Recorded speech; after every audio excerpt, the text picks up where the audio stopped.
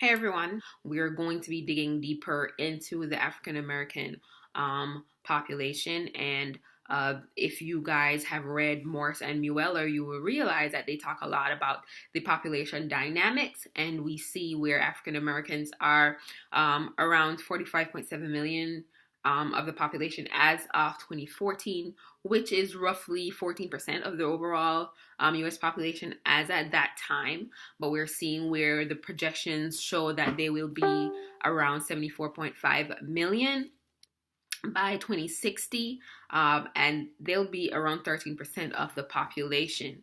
In terms of African Americans, this is one of the groups that when we discuss them, we're not necessarily talking primarily about immigrants. We're talking primarily about people who are born in the USA, but they are culturally different than the mainstream, right? That's not to say that there is not a immigrant population that is also wrapped up in all of this.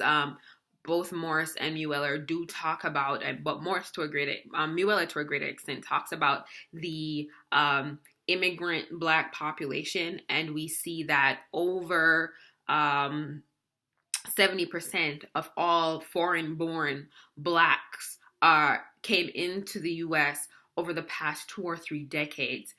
We also see where over 80% of that number are from the Caribbean and from Africa.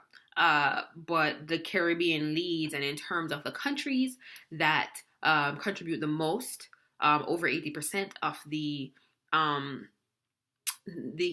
Caribbean Americans are of either Haitian or Jamaican descent. We also see that they are concentrated, African Americans are concentrated in certain areas.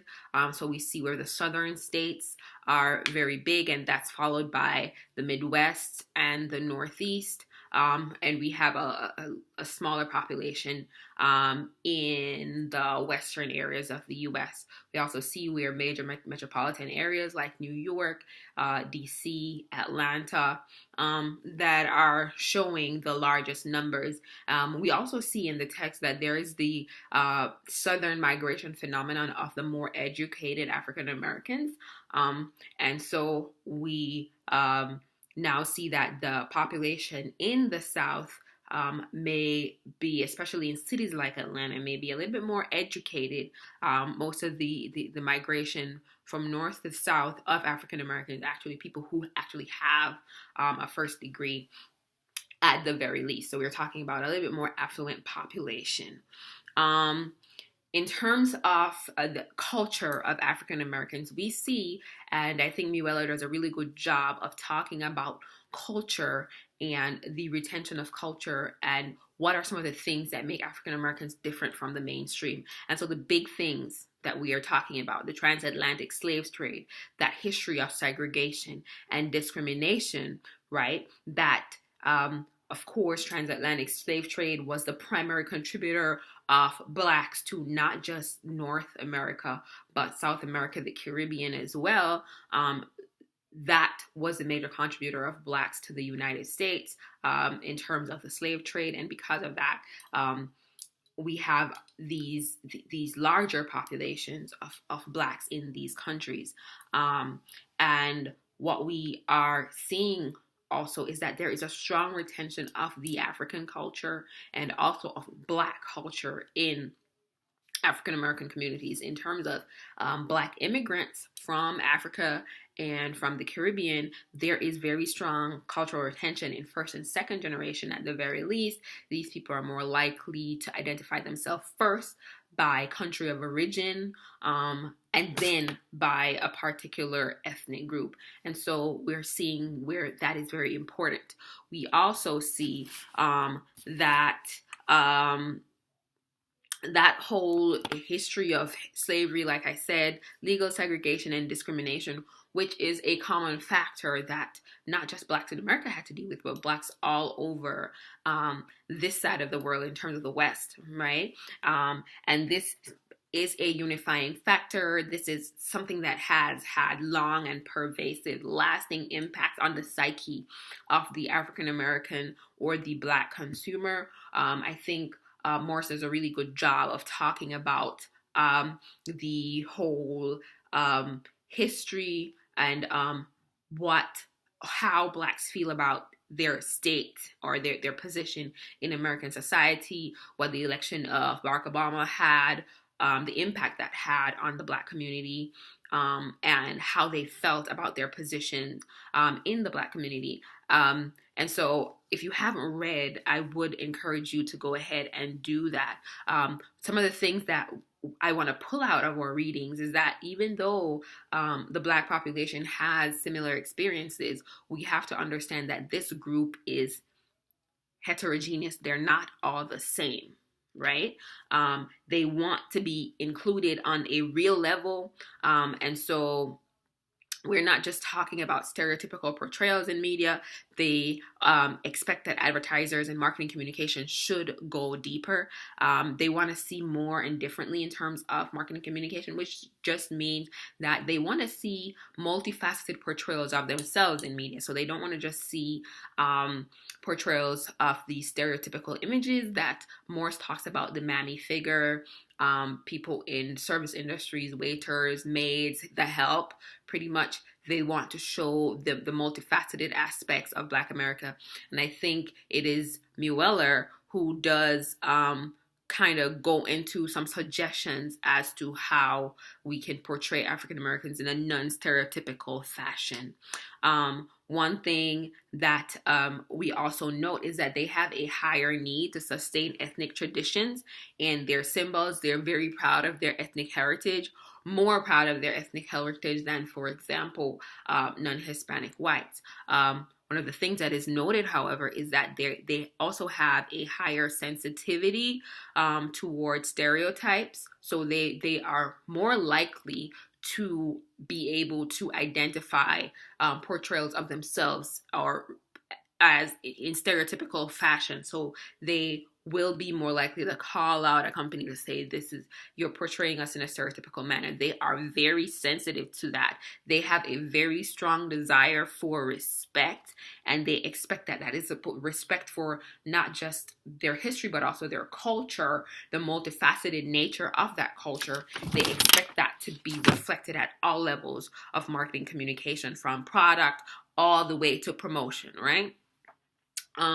In terms of institutions, these trends that have basic, or institutions that are big parts of the African American culture. We have the Black church, and so we're coming back from slavery, where before slavery, there was no segregation of the church per se.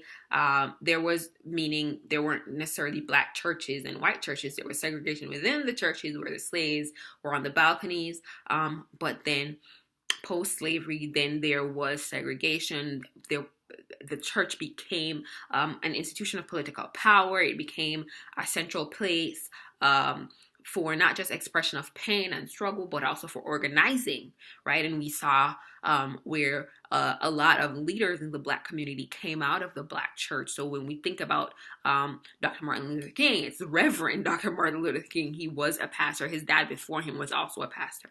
And so we can see that very pivotal role that the Black church played in African American culture, and even now the Black church still continues to play that role. One of the things, even politics today, it is still playing that role. Here in Cleveland, I know that Hillary Clinton, who has, I think, the stronger Black vote here in Cleveland, has used churches for organizing political events to bring together members of the African American community in churches and through churches, and has been able to reach African Americans through that organization. Other companies have taken advantage of churches to reach African Americans, and so that is one. Of course, African Americans are also very collectivist, and whereas in the Hispanic culture, collectivism is really centered around the family, for African Americans, it's centered around community. And so we see higher levels of civic engagement. I think it was Morse that talks about that. We also are seeing where African American income and buying power is rising. That has partially to do with increased levels of educational attainment. And what we are seeing also is that Black women are attaining first degrees, graduate degrees at much higher rates than African American men.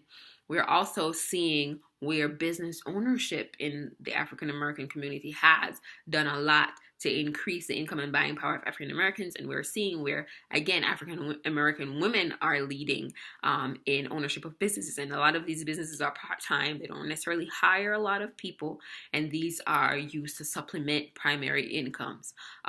We see where African American home ownership is lower than the general population, but we are having increasing rates of African Americans who are saving towards owning a home. So like we're seeing a lot of interesting trends. We're seeing a lot of very interesting factors that can point to the growth and the increase in power of the African American community. Definitely, we are also seeing where their consumption patterns in terms of what they buy are relatively similar to the mainstream. However, how they buy, there are differences, right? We see that also race has a lot to do with where they buy. They want to be in an environment where racial profiling does not exist, and that will play a very important role in where they buy. Racial profiling is a very big issue in the shopping experience of African American consumers, and it is discussed in both Morse and Mueller. You really need to take a very good look at that. What we also see, however, is that even though African Americans are roughly 14% of the population, they only account for about 1% of ad spending. So there is not as much of a focus on the African American community in terms of spending. And this is partially because African Americans are Americans. And so a lot of people feel that mainstream messaging should be able to reach them since they are not immigrants. That is not the case. This is something that we, as multicultural marketers, have to understand, that culturally these people are different. In terms of race, Morse does a really good job of talking about race as a social construct. But what he says that we have to understand is that even though race is a social construct, it definitely colors African American perception. And Morse says that it almost appears as if blacks and whites are living in a completely different world, which is definitely true. And so while as marketers we want to portray equality, we want to believe that we are at a place where race is really a social construct. It does not really exist, and so we don't have to take it into consideration. But the Black experience, which is discussed by Mueller, makes it necessary for African Americans to be treated differently in advertising because their experience has been different, because those influences still persist even after these several generations, right? I think it's Morse that talks about the family and community being extremely important to the Black community because of the history of slavery and segregation, and the fact that Black families were separated and had been separated for generations. And so that coming together is extremely important, and it has only gotten more popular with the passage of time, not less. So Morse had some really cool tips that I want to just reiterate. One is to acknowledge, represent, and respect the African American community. So one, acknowledge that they are different. To represent them, meaning they want to have a voice, they want to have a presence. And also respect for the culture, respect for the difference, right? For the heterogeneity of the community. It also asks that to show them as they are. So pretty much it's saying, we are not your stereotypes. We are not what you think we are. We are doctors, lawyers, educated people. We are crazy people too. But we are not the stereotypes. And so they don't want advertising to reinforce negative stereotypes. They want advertising to reinforce and show the multifaceted nature of their culture. And the final thing is being authentic. And so what they're saying is that companies should not go about reaching African Americans in this one-shot fashion. What they really want is a relationship. They want continuity in these relationships. They don't want any tokenism is not accepted. You will be perceived as inauthentic and they're really looking for relationship based advertising, marketing, communication programs. Like I said, if you haven't read the text, the two chapters that you're assigned to read, please go ahead and do so. It is extremely important that you do. Like I said, a lot of people take it for granted that African Americans are like the mainstream, and so, but it is not. It's not the case, and so we have to take as much effort to learn about them as we have learned about Hispanics, and we will learn about Asian Americans later, right?